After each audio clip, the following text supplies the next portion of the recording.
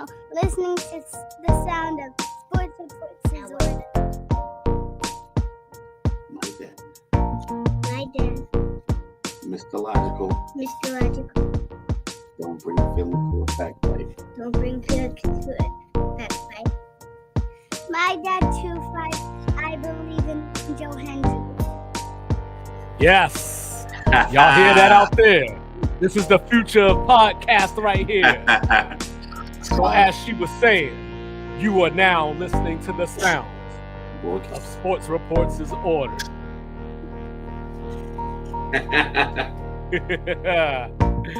So of course, that means that I got with me the one and only, the world famous, the world renowned. He was born in Texas, raised in Virginia, representing everything New Jerusalem. And he wants you to know that after Napoleon was defeated, his brother Joseph bought property in New Jersey that is now known as Point Breeze State Park. He is Mr. Logical. And do me a favor out there. Don't bring feelings to a fact fight. Don't do it. And always believe in Joe Hendry. Live from the Alamo, I am 2-5. Your unorthodox statistician going left so much you thought I was southpaw. Let's get to it. Like, review, subscribe, share, rate, do all the free things. Do all the good things. With a liquid death in your hand, of course.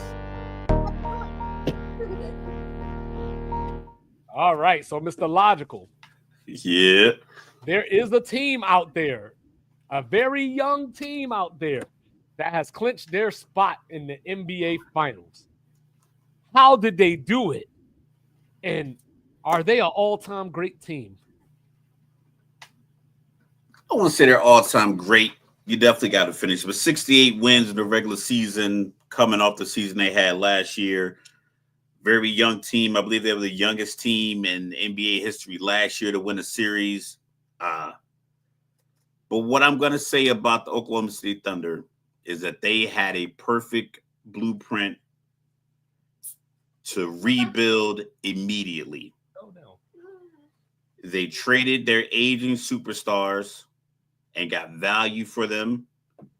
They could probably thank Kawhi for his, insistence on getting Paul George to LA, which kind of forced LA to give up, more than they probably would have in a regular conversation to get him out of the contract and keep the money going, everything else. But I think they was correct. They had Carmelo, Russ, and Paul George for a year. Didn't really work out. And they said, you know what? We're going to do our immediate rebuild, and we're going to start the young guy. We're going to build around our young guy. They didn't stray away from, I'm pretty sure, Chet probably wasn't. I think people probably thought, man, that frame might be too slim. They're like, you know what? We can make it work. I know he's built like a 5 as far as his height, but his body is more like a point guard. We'll try to work that as best we can. And if we need to go get a big guy, we'll go get a big guy to play the big. So I think they just managed their personnel properly. And I like the fact that they didn't go over the top with movement and moving pieces last year when they came up, proverbially short. Because we're going to talk about Minnesota on the flip side. I like how they just handle, we have something here. They talked about Mark Daigneault when he was G League coach. He had 21 wins and 22 wins and 23 and 24 in back-to-back years. But you know what? Something's working. He's getting through to the players. We just got to make shots. We got to make plays. We got to get the players in place. But the players that are there listening to the coach is working out. So I commend them on what I think a lot of teams should do is don't compare yourself to another team. Just wait it out. Get your development in there. Get your pieces and let them learn. Let them develop. So, of course, I can't go as far as to say they're an all-time great team until they win the championship. But this is what I will say. I think they're going to bring back the dynasty. So what I like about OKC, and I brought this up a few weeks ago, they play with the intensity of a college team, like the old school Nolan Richardson, 40 Minutes of Hell, the Rick Pitino, Kentucky with the press. They just put so much pressure on you. You can't take a possession off. And that was one of the reasons why I thought they would beat Minnesota in this way, is because Julius Randle has that old school back to the game basket but then OKC would come off the blind side. There was always a turnover potential, and it was in waiting. So the reason that I say I think they bring the dynasty back, it's not because I think that SGA is this super great, awesome player. It's not even that I think he's the best player in the league, because I don't.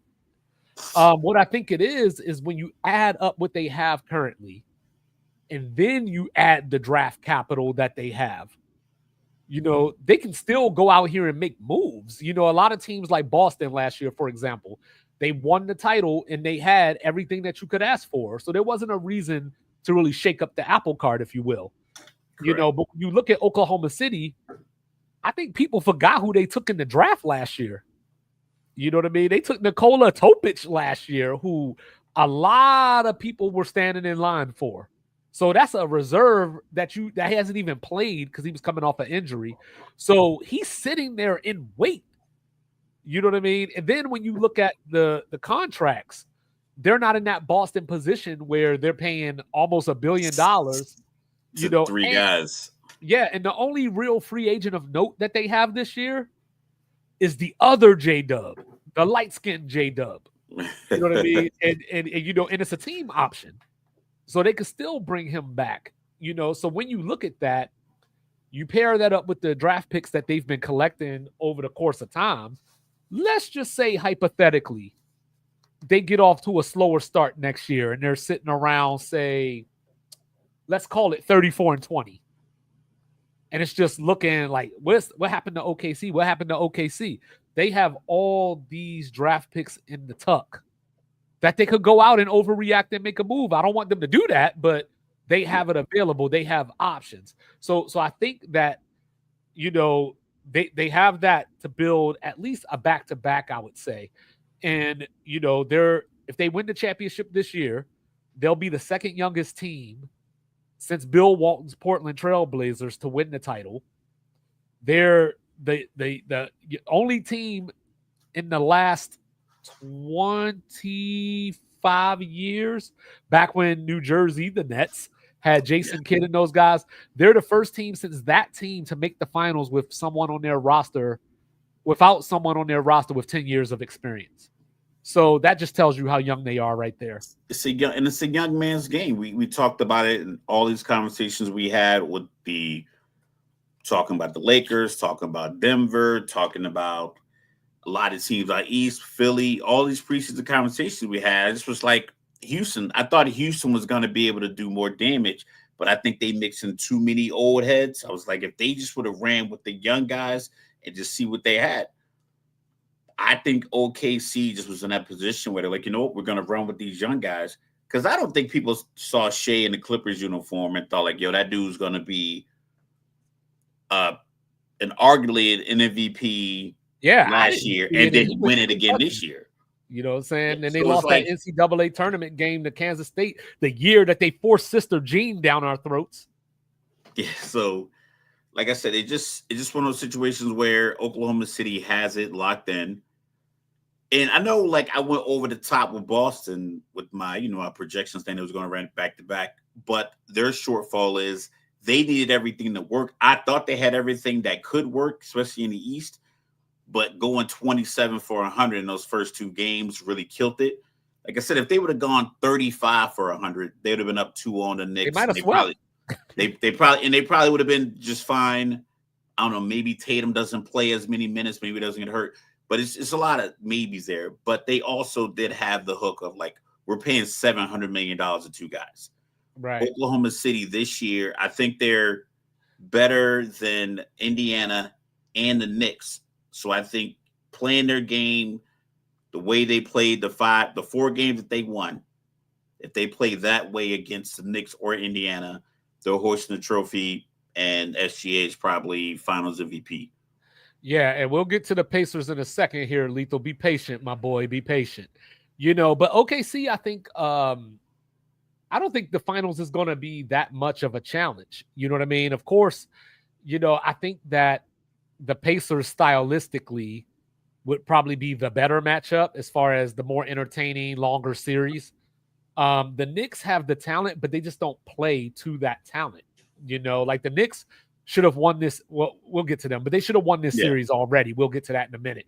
But when I look at OKC and when I think of Minnesota, you know, the GM, Tim Connolly, he's the guy that put together the Nuggets championship roster. You know what I mean? So you got Anthony Edwards, but Julius Randle is a free agent. You know, Nickeil Alexander-Walker, free agent. You got to make a decision on Naz Reid. You know what I'm saying? And now the problem with Minnesota is you're kind of stuck with Rudy Gobert because of what you gave up to get him. Correct. You know, so I don't know how that works as far as that conversation internally of, can we move this guy? And it's like, dude, you gave up our draft capital for the next 4 years to get him. So with that being said, where can Minnesota go from here? Minnesota is like the argument that I was making when they made the Cat for Julius Randle deal. It's like I didn't think that they got worse. I'm not saying Julius Randle was a drop off, but it's like I just didn't feel like that move was a necessary move you needed to make. So when they made it, I was like, okay, then this is the I'm going all in kind of situation. But now, like you said, they got to pay Naz Reid $6 man of the year. He is your off the bench threat to score. Nickeil Walker-Alexander, is he your defensive? Is he your 3-and-D guy? Is McDaniels your 3-and-D guy? Is this kid Shannon Jr. your new 3-and-D guy? I just think they have a lot more questions. Ant's going to get a big check here shortly. I'm not sure what the rookie scale is, but I still imagine it's 240, 250, somewhere in that range, if not more, coupled with the fact that in a couple of years in the TAT 260, he's going to get another one. So now you're like, how long do you pay Julius Randle? Or do you do what OKC did and just go younger right now? You call up Houston and see if Houston want to move some of their young talent that's not waiting on a contract, you know.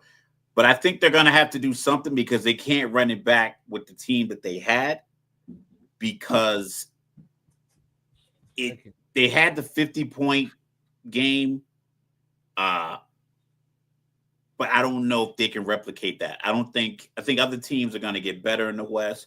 I don't know if they're going to be able to just kind of, I think LA might get better. So the team that they beat this year to make it to the Western Conference Finals, I think they're all going to be better next year.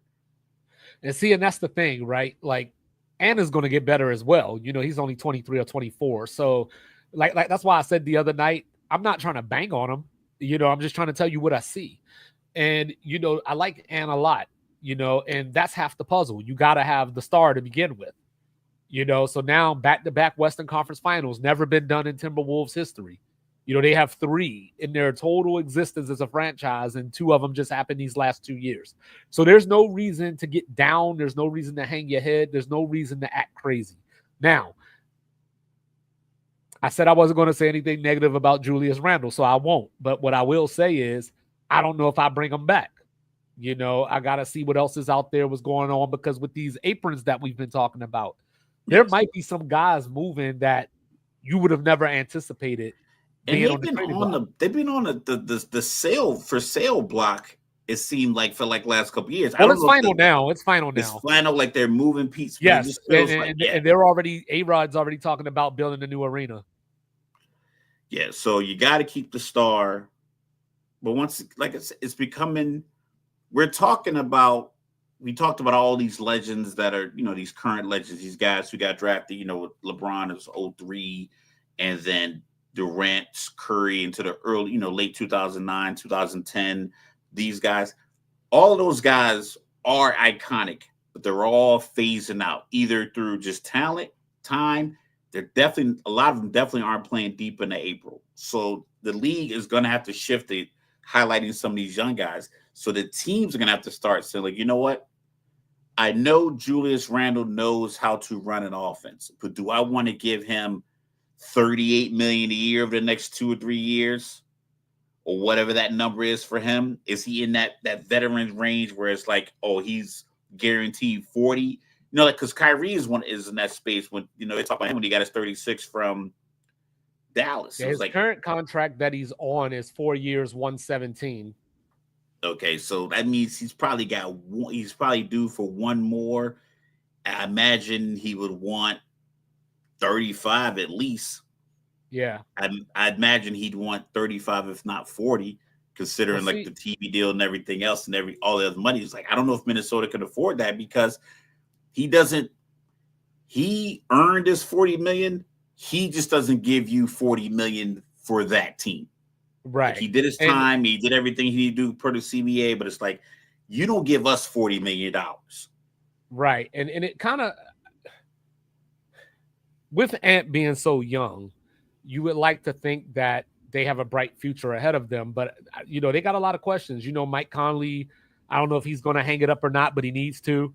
Their whole team is old. Like all those guys, Conley, Gobert, Julius Randle, are all old by real NBA standards. I think people think about all these other guys like Harden and Kawhi and all these guys have been playing for like 11, 12 years. Yeah, these Right, guys are anomalies. These other guys are right. 8, 9, 10 years. They are old. They're not And, gonna age like the way KD did. and Boston and OKC left two different blueprints out there for people because back in the day, it was you always talk about we got Diana, so Yeah, back in the day it was we got Mike. Then it turned into somebody between Tim Duncan and the Lakers are going to win these titles. But then there was a shift, what I'm saying? So now as we look in the future, Boston came out last year with we got two really good wing defenders that you can't score on, but they're going to each be able to get 30 on you. And we're correct. just going to play 2K and put shooters everywhere. OKC said, you know what? You can't score on us in the front court. So you got to get out and run to beat us, but you can't do that because we're 22 years old. Yeah, So I got young runners. I got young runners funneling you guys to Twin Towers. So it's like right. So pick your so so poison. now so when you look at Minnesota now, like I said, Terrence Shannon played really good in this series against OKC. He was a bright spot for Minnesota. Rob Dillingham was injured some of the year, so he's supposed to be the Mike Conley replacement. So now you've got to I put didn't that think in that was a action. good pickup. I I didn't think didn't that think was a good so pickup. either. Like I like him. I just didn't think he fit on that team. I think with a guy like Ant, and that's the other evolution that Ant needs to take now, is that Ant needs to become more of the let me get everybody else involved. Like Jordan would have these moments where, I'm gonna let the game come to me. You know what I mean? Horace Yeah, but Grant is going to Jordan get some had mid Pippen, range. and Pippen was a threat Right, because of size. Pippen right, was a threat defensively because of his size, and he was a threat offensively because of his size. Dillingham is a threat because of his speed, but you still would have to put Ant on a game against Philly, like a Philly versus Minnesota. You still got to put Ant on Paul George, right, and you might have to put him on Maxey if Dillingham was getting killed. So it's like you should right. have had you probably could have used that pick to get And like remember, your team should look the same. Like your And team should remember, look that's the what part. killed them last year, right? Was that game one against Dallas? He was chasing Kyrie around the whole second half, Correct. and You he should didn't have have had anything another left. defender. Yeah. Yeah, so Jaden McDaniels did a great job filling in this year, but I think they need another one of those, and I don't know if that means you pay Alexander Walker and put him in the starting lineup as well, or I don't think they're going to be able to afford him because I think that he's going to be that Trevor Ariza guy. Somebody's going to give him $25 million, and you're like, what? And he's going to be a difference maker for somebody else. I think Because if that's he where we are. goes, I know this is always crazy, but if he goes to a team like LA who has two wing scorers and he can just really play 3-and-D and actually guard, the Guard 2, his the 3, and cousin. the 4. Yeah, like if he can, but that's the thing. Teams need to, instead of building your team to beat like the Golden State system, it's like, okay, what works at any level? Boston had it. Boston had, even when they brought in their second unit with Pritchard, yeah, he's a small guard, but he creates space and he's unconscious from 3. Hauser, I don't know if he played defense all year, but if you're defending him, you got to either stay with him in the corner or run with him off a couple of screens. It's like OKC, the way they built their team is like, cool. Chet, you weigh about 210 and you're 7'10". Let's go get Hardenstein, who weighs about 250 at 6'10". I mean, so Right. it's like you just have to, and that's just something that they made an improvement from last year.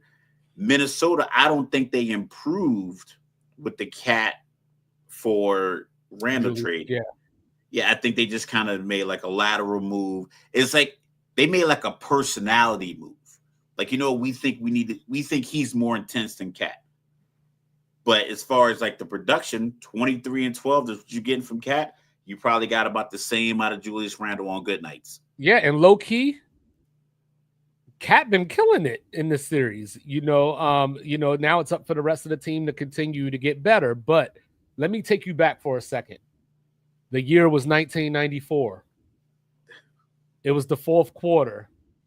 My favorite player of all time, Reggie Miller, 25 points in the fourth quarter, 39 points in the game, one choke sign, one nut grab. And then the little known fact that people might not remember, the Pacers lost that series after being up 3-2.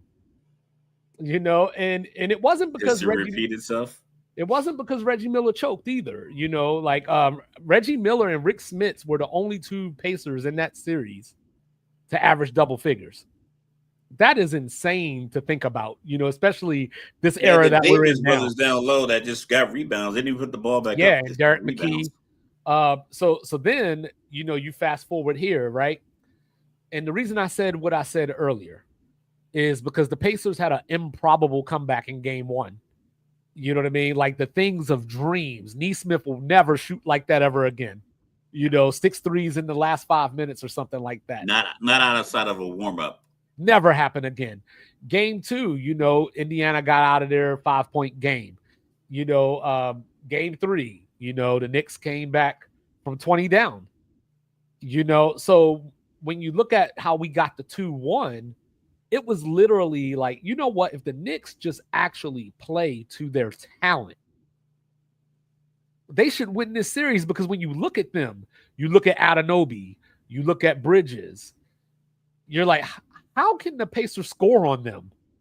It just doesn't make sense. The Knicks play with a level of confidence that looks like a team that belongs in the Eastern Conference Finals. Like no one's timid. McBride comes in like, listen, he coming with a shotgun. I'm firing this thing off. If you give me any space, or I'm taking it to the cup. Right. Landry Shamet was like, yo, show y'all how we should do it back in the day. He come in the game with his hairline pushed back. Wichita State, baby. Campaign is like, he's cheering, but he's like, damn, both of these dudes taking my minutes. But like I said, the Knicks play with a level of confidence. And of course, I think playing in that building gives you another juice, like another little hit of adrenaline. I just think that the Knicks 2-star players put the Knicks at such a disadvantage throughout the game. Jalen Brunson, listen, I get it. The offense is the offense. He can't defend everybody. Like, they're going to run pick and rolls. Like, he can't defend anyone. That's the problem. It's so much you could do. Like, if they're deliberately putting Evan, if they're putting the ball on you to screen you, and you got to run off this big screen, and you're dribbling and you're running through contact by being defended by Neesmith or what's the ball name from Canada? The one that Mathurin. Mathurin. So he's spending a lot of energy. But what happens is him and Cat both expend so much energy, and before Thibodeau can get them out of the game, they get a dumb second foul, or they get a dumb third foul. It's happened almost every game in the series. It's like me and you were talking the other day. It's like, man, Cat is huffing and puffing, and ended up getting 4 fouls. Same thing with Jalen Brunson. He creates fouls, but he's being defended by 4 guys. Mm-hmm. So even if he gets 2 fouls on Shepard or 2 fouls on Nembhard, they could bring Neesmith on him or Mathurin. So it's like all the foul, like I won't call it foul baiting, but like he does, like he plays through a lot of contact. He does what SGA is getting criticized for. Yeah, it's just that I think Jalen is actually trying to score. Like he's hitting you and he's throwing his head up, but he's trying to get that left hand free for the floater or the layup. Like he's actually trying to score and not just go to the free throw line for 2 free throws. He's not flailing, but he's creating a contact. But that still takes a toll on you. Then they put him in pick and rolls, and then Cat just gets like, that rebound, you're not getting it. It's already in his hand. Just go back up court. And he gets a little tic-tac foul there. He gets a foul on TJ McConnell, like coming in the lane. Like, yo, let him shoot the 12-foot floater. Like, just if you haven't closed out on him yet, just turn the rebound, because you get in the middle and you look and you turn to try to grab the rebound. Now you over the back. So that's the thing that's killing the Knicks, is that Tibbs has to worry about these two guys who he needs those 60 points that he gets for those two. And he needs that 60-point potential. And he's like, I can't keep you on the floor if you got 3 fouls in the first half.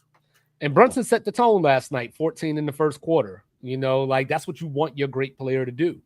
The reason that the Pacers can't beat OKC was on full display last night, because when Halliburton isn't aggressive, no one else is, because they're the benefactors of his play. So this isn't one of those situations where you just have a bunch of good players. If Halliburton is off, somebody else will step up, because they're feeding off his energy. So I think he took 6 shots.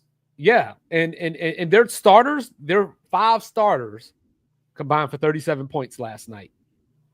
And I saw something on First Things First, like when Tyrese Halliburton, when he takes his first shot, if he misses his first shot, it dictates how he plays the rest of the game. Right. If he makes his first shot, that's when you get 32, 15, and 12 and no turnovers. But missing his first shot, he was 1 for 6, some layups, a bunch of free throws. So last night they scored 94 points. The last time the Pacers scored 94 or less was February 4th. He probably had 8 points that game.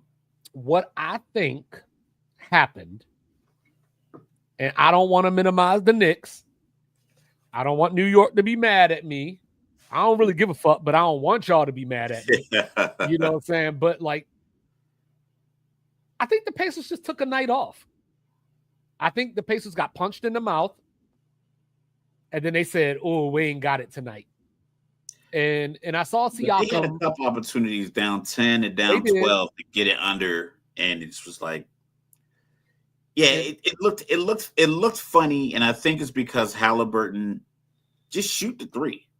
Just shoot it. Like just shoot the rock. You're gonna get control, but I felt like they were trying to squeeze some passes in. Mm-hmm. I think sometimes you could just kind of get stagnant, and it happens, and it happens to whole teams. Like I said, I say this all the time when in blowouts. I talked about this like when my son's youth sports was high school sports. Now they were in lacrosse playoffs, they won, but a guy who doesn't normally score goals came out aggressive. He got the ball in his stick and was like, boom, I got this. I'm shooting lefty, catching him off guard. So it's like when he scored lefty, everybody on the bench, they call him Hobo Joe, the kid that scored. It was like, yo, let's go, Hobo. So then he got it again. Did a little wiggle, boom, got another Hobo, goal. y'all, Hobo Joe. So he got a couple of goals, and like our shooters our middies who shoot from up top, very talented kids, they got in the rhythm, because now the defense is like, okay, they're hyped because of this guy, their chest bumping is crazy. It's 2-0. It's like, okay, what's going on? So now they're keying in on him, opening up space for everybody else. Halliburton I think he was trying to create that by getting other people the ball, but it's like, sometimes you got to be the guy, because sometimes some of our best players, they come out like, boom, this is my game. I'm taking this guy, and I'm gonna assert dominance. I know you've been scouting me. You've been looking for 2. You've been looking for 3. You've been looking for 5. Here we are. Watch what we can do. And I don't think that Pacers did that. I don't think they took advantage of that. And they could have broke the Knicks' heart. If you go up 12 or 14, the audience is quiet. Yeah. And they had 19 turnovers, which is uncharacteristic as well. And that's the thing, right? Is that I don't want to be that guy, right? I don't want to be doom and gloom, but they got to win tomorrow, because I don't know if you're getting 3 in MSG. I was thinking about that today as I was driving when you sent me the message. And it's like everyone talks about, oh, can they win 3 in a row? But realistically, all you can play is 1. One at a time. And you already got the first one. You already got 1. Mm-hmm. You just got to go play this 1. Like, we And already the know good what the news number is the same is. thing. The good news is the same thing. If you win that game tomorrow, You you're got the going back to game your back to place. home. You're going back home. So the pressure's on because Indiana doesn't want to be in a situation where, yeah, you force a game 7 and then maybe they eke it out in New York. OKC chilling, ankles on ice. They're going to they You know when probably have game some 7 would be? WNBA games. Game 7 would be probably the finals start June 5th, I believe. Next Thursday. Game 7 will probably be what, Tuesday? Monday. So you got So Monday. you got You got tomorrow. So you got tomorrow and then so last possibly night Monday. you flew back to Indiana. Mm-hmm. You play tomorrow night. You lose. You fly to New York. You play your game Monday. And then fly to OKC. And then fly to OKC, or you fly back home. I guess Either you way, fly your back rhythm home. is off. Right. But if you go back home, get settled in, get back on a plane on what, Wednesday morning, just to get down to whereas OKC I think Wednesday night. if you're the Knicks and you win in 7, you still face some of those same factors, but I think you ride the wave of the momentum. You ride the momentum. Yeah, you want to play You're now. You're gonna ride into a sledgehammer, but you can ride that momentum. Right. Yeah. But I think if you're the Knicks and you win game 7 on Monday, I think you're like, fuck this. I want to play OKC tomorrow. Like you're just that, And then you fly down to OKC, you get settled in, you get a practice in on Tuesday, you get a rest day on Wednesday, and then and then you go lose by 25. And then you start your NBA Finals run with everybody in the building. You know New York's gonna be crazy when you come back. So it's like, I think it's a lot riding on game 6. So that's I think that's the hope, right? Is that you just hope that some of those young dudes in OKC, like the MSG just becomes too much for them. Because MSG isn't necessarily intimidating. We've seen players come in there like Reggie Miller, I was just talking about. You know what I mean? And Michael Jordan owned that place. But what I'm saying, Kobe put 60 up in right. But what I'm saying though is that was 31-year-old Michael Jordan. You know what I'm saying? Reggie was already in the league 7-8 years when that happened. You know what I'm saying? I'm talking about the dudes like J-Dub, the real J-Dub. You know what I mean? Like, we saw how quiet the Garden got though in that run when when Indiana was making that run in game 1. It gets quiet, and when it gets that quiet, it's probably a very eerie feeling. From it says very dark. It's like an opera house. Yeah. So when you're on the floor and the crowd isn't lively, it just looks like a dark room. And then now you're the home team, and the visitors are just coming back. So I think they'll play well Madison Square Garden. And guys want to play well in Madison Square Garden. It's like a feather. Like, it's probably something each guy who had a great game or played in the league and they had a good game, they'll talk about the best game they had in the Garden. Yeah. So I say all that to say, long story short, I'm giving the Knicks 1 and I'm giving the Pacers 2. If it comes down to that, whichever one, I'm giving the Knicks 1 and I'm giving the Pacers 2. All right, I'm gonna say I got the Pacers. I got them closing it out. Yeah, I got the Pacers closing out tomorrow. Yeah, I think they move. I think they get back to the ball movement, because sometimes you get stagnant and you look at the film, you can come back, because that was the thing with New York. When you blow a lead like that, the way they blew it, it was like, what are we looking at to improve? It's like we did everything we should have done, went to overtime and lost. But Indiana, okay, you had lowest output and scoring in 4 months. Okay, that's not going to happen again. 19 turnovers. That can't happen again. Tyrese Halliburton only taking less than 10 shots. That can't happen again. The starters only getting with 37 points. That can't happen again. So it's like you have so many things to point to that if you get back to your system that you know how to run, all of that stuff will work itself out. Whereas, like I said, with the Knicks, they did everything they could to win game 1. right. And then in the last, like, I went to bed with 7 minutes left and then woke up in the morning and checked the score. And I was like, I was turning the TV off. I'm like, all right, time to go to sleep. This game's over. Hit the button. and went to sleep. Yeah. So, and that's the problem that I think the Knicks are going to run into is that Cat and Brunson can't even slip a little bit. They can't even. They Neither can't. one of them can get close to 4 or 5. 2 fouls in the first quarter. It's over. It's over. And Cat, go to the bench.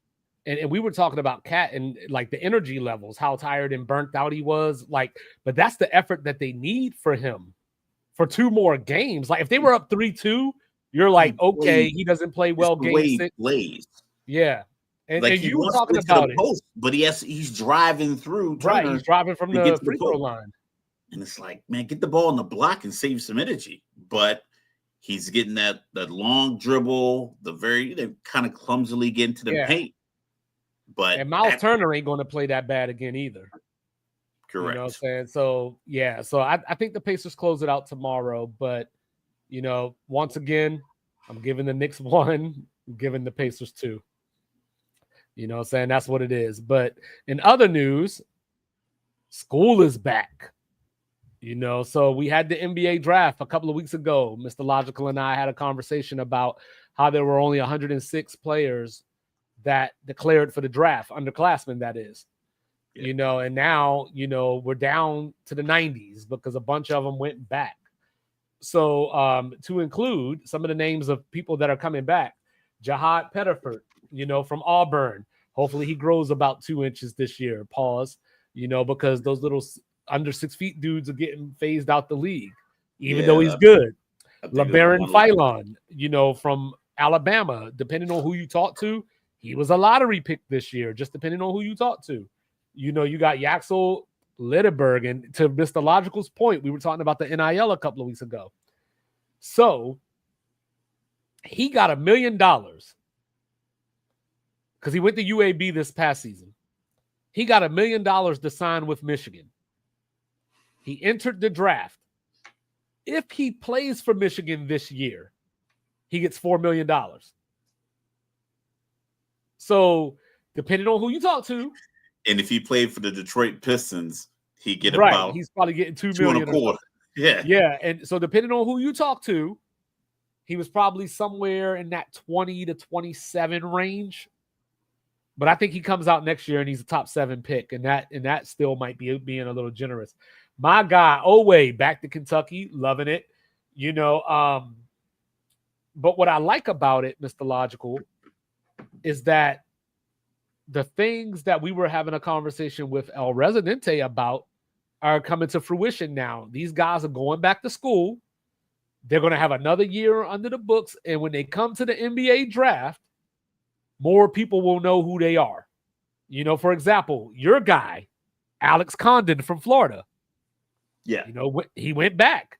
Walter Clayton's gone, but they brought in Boogie Flan, from Arkansas. It's time to play ball. You got Milos Uzan from Houston. National title game, lost by 1 point. Now he's back with Emmanuel Sharp, and JoJo Tugler. So Houston's right back in the Final Four talk now. So like what people were talking about is, 1 year, North Carolina's here, and then you blink, and then, like Wichita State or somebody comes out of the blue.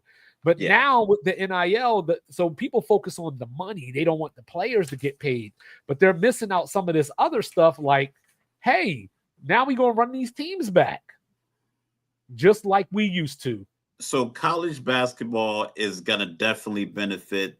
I know a lot of the NIL, for lack of a better word, naysayers reference college football because we tend to know more college football players by name. They play less games. Their games are more impactful, and they play all day long on one day. So we get, granted some off days, but for the most part, Saturday we're getting Alabama, Michigan, USC, LSU, Boise State. Everybody's playing on one day. We're going to hear all these names on one day, and then you're thinking about your NFL team. But the NBA, I don't even think it's the notoriety that's keeping these guys back in school. I think it's simply I'm gonna make more money, play less games, be less stressed, and be more vital to my team's success. If we look at the last year, right? Right. Let's go top 15. Zachary Ricochet, number one overall. How many highlights did you see of him on TV? I'm going to go with 0. Alex Sarr. I'm going to go with 0. Reed Shepard was in the G League. They said he couldn't find a spot for him on the floor in Houston. Stephon Castle, Rookie of the Year. Ron Holland went 5th. He was in the G League. His overall pick. His highlights were getting into fights. The Hornets drafted some guy, Tanjay Salon. He's somewhere in France or somewhere. No highlights. Donovan Clingan, no highlights. Rob Dillingham, we talk about that. The Spurs drafted him, traded to the T-Wolves. He was non-factor in the playoffs. Cody Williams, number 10. Zach Edey got some run. Cody Williams might have been the worst first-round draft pick I remember. And then, by the way, that's J-Dub's little brother. Yeah, so Dalton Knecht. They tried to trade him for a guy that's hurt all the time. So if I'm talking to an agent, or my agent's talking to a scout, or a scout's talking to me directly, or I'm a coach, and they're telling me, hey, right now your grade is 13 and 19 in the NBA draft.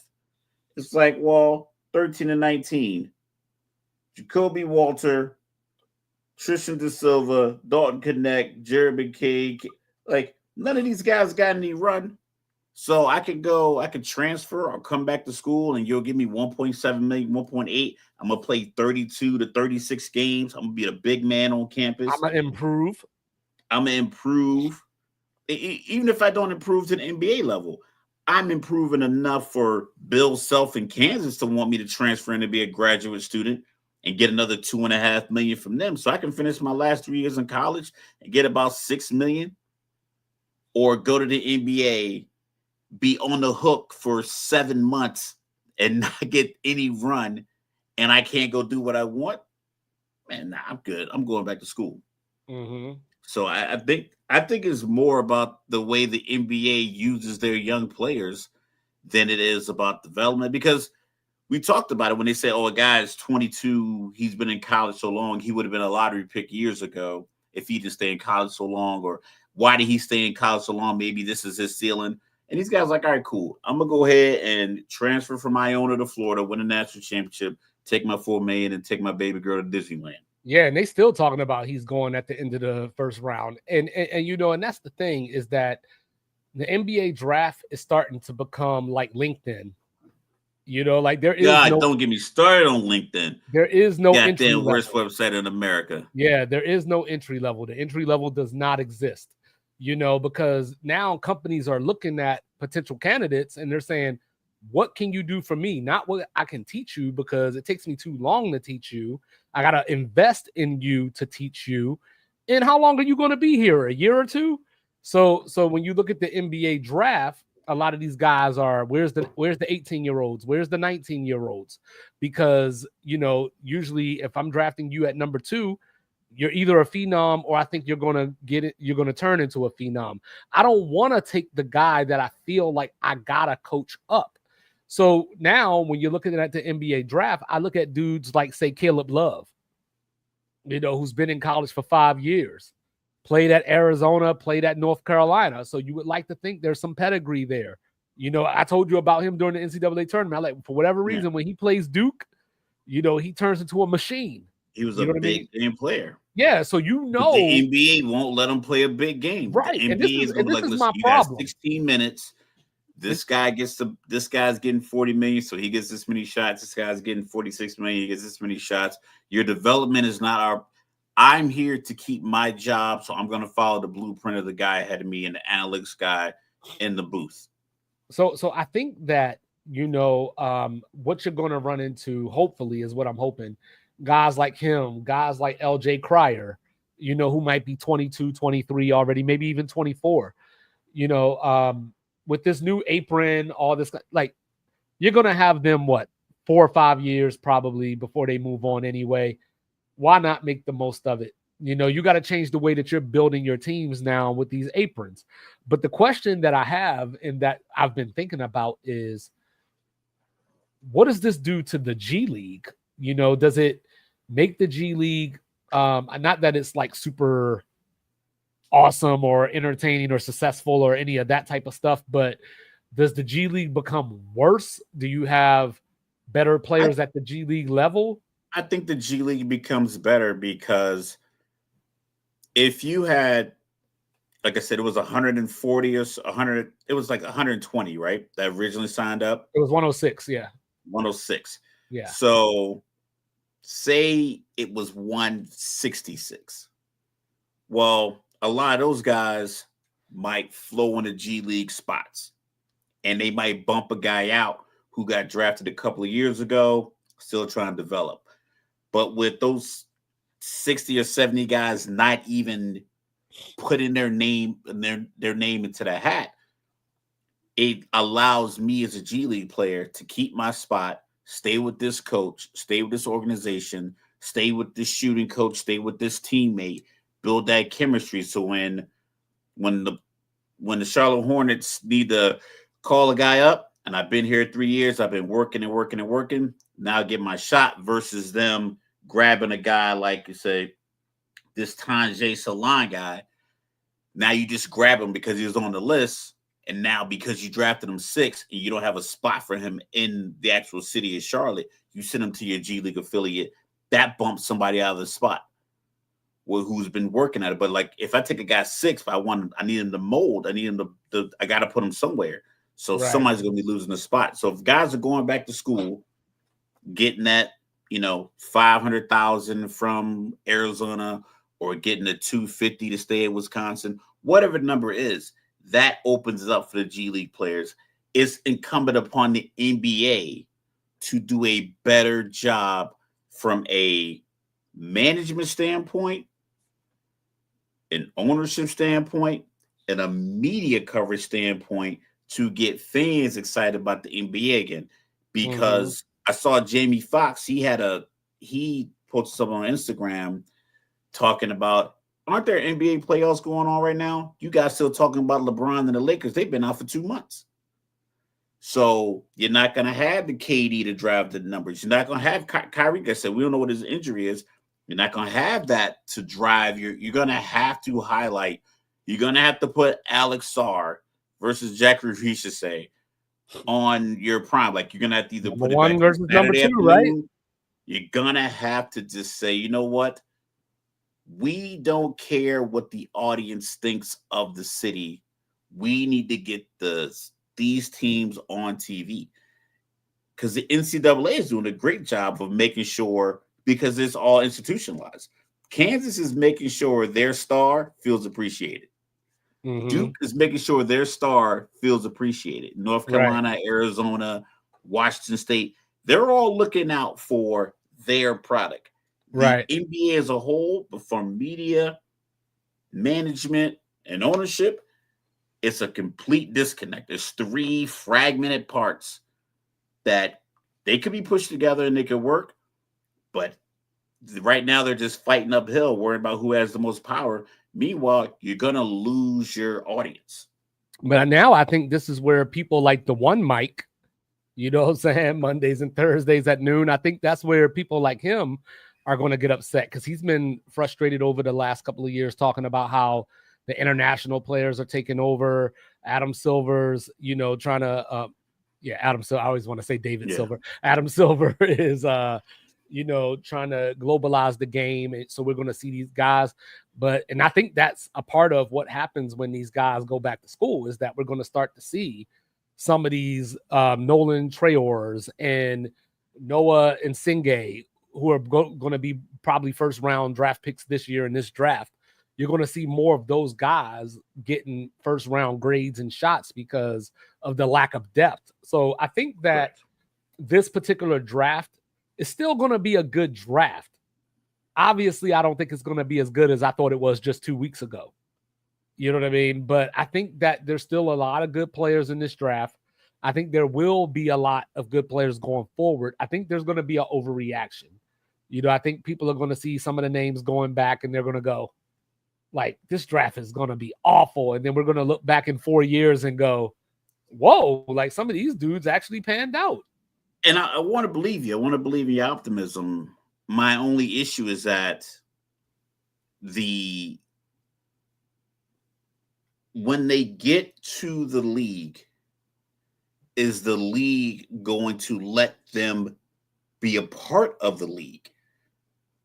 If I'm Adam Silver, I'm like, yo, my top 10 draft picks, I need to be able to book every one of these teams for multiple nationally televised games. I can't sit here and wait for, you got Tatum that's injured. So that hurts Boston's kind of appeal. Jaylen Brown is a great basketball player. He's a great mind. I don't think he had the same appeal because he doesn't clamor for that. He doesn't do the face of the league. He doesn't put himself in the conversations of like, why am I not this? That drives these conversations that Tatum was a part of over the last few months. Right. Then if you look at New York, even Jalen Brunson and Kat being in New York, their personalities are not big city personalities. Melo, big city personality. Popular wife. She was in the hip hop scene. She was in the music scene. It was like, okay, that's a match made in heaven. Kat has a social media girlfriend, but he's not a New York City guy. Like, so Philly's a tough, gritty city. They got the most fragile superstars. And those guys are old. So Tyrese Maxey, but he's undersized. That they're not really pandering to undersized guys. Kyrie has that spot. It's Kyrie and Steph. Everybody else, like Trae Young, is doing his thing down in Atlanta. That's why Philly got to go get Ace Bailey. They don't think. But if I'm Adam Silver, I'm like, listen, I want these draft picks in these cities, and I want you guys to put players around them, put them on the floor. I don't care if you go 7 for 16. It's better than him being in a Balenciaga hoodie on the bench, DMP. Like, he's just taking the money and buying clothes and jewelry. You sound like you sponsoring tanking. I mean, no. Rigged. I mean, my bad. That's what I meant to say. You're sponsoring rigged. I think it's just lazy. No, I think it's lazy. I think the lack of creativity is causing these coaches to keep doing the same thing over and over again. Wherever James Harden has played, he should have had a backup that took 8 to 12 more minutes away from him to get the next guy developed. James I think Harden's that's where the league playing is over headed. 30 or 40 minutes. Right. I think this is where the league is headed, but it's too late for people like him. But to your point, though, it's too late for the teams because Jokic can't sit down. Right. They just won a championship 2 years ago. He can't go to the bench because you won't develop anybody else. Somebody else on that team has to be able to get you 11 and 8 off of the bench. So, but to your point, though, that you were talking about, right? You got Dallas with the first pick, one of the biggest growing metros in the country. You got the Alamo at number 2. You know what I mean? Like, literally just 18,000 people less than Philadelphia coming up in the world. So, you got your top 2 picks right there, provided that the Spurs don't trade for Giannis. You got your top 2 picks going to those 2 cities. Then, you got Philly at 3. Gets a little, cities that you don't care about. And then you get the number 8. You got Brooklyn, Toronto at 9, Houston at 10, Chicago at 12, Atlanta at 13, San Antonio at 14 again. And then right at 15, lurking in the shadows at number 15, the soon-to-be champion Oklahoma City Thunder. So I think that this particular draft might be set up for what you're talking about. Then you got Brooklyn at 19, provided that they don't trade these picks. Then you got Brooklyn at 26 and 27 again. And then you got them at 36. So Brooklyn has 5 of the top 36 picks, so they are either going to draft a bunch of people that hopefully pan out, or they're going to make moves and get rid of some of those draft picks to get some talent in because they got that $95 million of cap space. Yeah, but the talent they're going to get in, they're going to trade and get a guy like Bradley Beal, or they're going to try to trade and get a guy like Zach LaVine, or trade to get DeMar DeRozan. They're gonna trade to go get a guy that they feel like, oh, he's been in the league for a while. For months, man. They calling Cream City. What's that? They trying to get Giannis? Yeah. Okay. Even with that, that puts Giannis back in the same boat that he was in, where they're going to be out, right? Either not making the playoffs to your or point. out. I'm just speaking to your point about Adam Silver. You know, like I want these cities to be the cities of stars and TV marketing, all that. So if I could get Giannis to Brooklyn, if Brooklyn would have just played Cam Thomas, he'd probably be closer to SGA right now. But they like he would drop like 40. He dropped like 40 points in back-to-back games and didn't want to play for 3 games. It's if Cam Thomas, care if he plays no defense, just exhaust the other dude out. Like Cam Thomas, like, Cam Thomas is J.R. Smith with an even worse brain. Listen, I don't care. The dude is getting me 40 points. Whoever he's guarding, he'll eclipse whatever that guy. If that guy's giving me 17 and he can give me 33, I'll take the plus 17 in your matchup. Like I'll take that. Like everyone keeps fronting like they want everybody to play defense. Cut it out. You want everybody to shoot threes. You want everybody to score. Ball, baby. You want everybody to score. Look at who about to win the NBA title.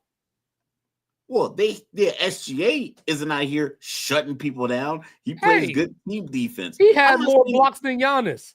He's an active defender, but he's not going to go out there and lock Tyrese Halliburton up all game long when they make the finals. Looking for. We just want the appearance that you care about defense. I'm talking about if you're a coach, it's like I just feel like analytics have ruined just good quality basketball, because a 15-foot pull-up, 2-dribble pull-up is a better shot than a 23.5-foot 3.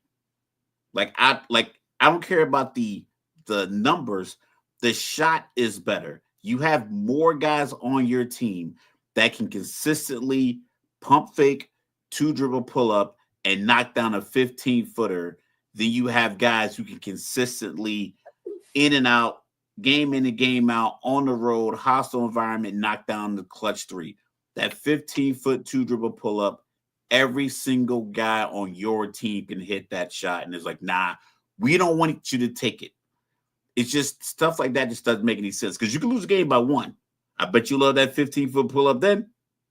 So, yeah. I do find the philosophy of the coaching needs to change. I think they've all kind of went, like I said, we talked about the Indianapolis Colts. Everybody wanted to go and throw, 4 or 5 wide receivers out there and a tight end that can run the seam. Yeah, y'all don't have Peyton Manning. So some of y'all need 2 tight ends and LeGarrette Blount, and that's what the Patriots did. You know what I'm saying? We up here talking about basketball, and this man still find a way to shit on Kyle Pitts. Man, I didn't even bring Kyle Pitts. Yes, but on that note, y'all. Oh man, that was hilarious. I'm cheering for Brooklyn, mostly because I hate the Knicks. So, I'm hoping that Brooklyn becomes relevant and, can get this draft thing figured out. But we'll be back on Tuesday to talk a little bit more about it. You know what I'm saying? With our babies, you know what I'm saying? I'm not a baby. You're my baby. He is. But I'm 7. I'm not a baby. The world renowned, world famous. Do not bring feelings to a fact fight. I don't even hear anything. Say, don't bring feelings to a fact fight. Mr. Logical. And of course, I am 25. We are Sports Reports as Ordered. We are here for you. We do love you. Enjoy Game 6. We'll see if we get a Game 7. Either way, they get mopped by the Thunder. See you soon. We love you. Like, review, subscribe, share, rate, do all the free things. You said that in English. Do all the good things. And you know what? I'm trying this fast. Even the little ones. Even the little ones. Love the liquid death. Yes. See you in a few days, y'all. Be good out there. Peace.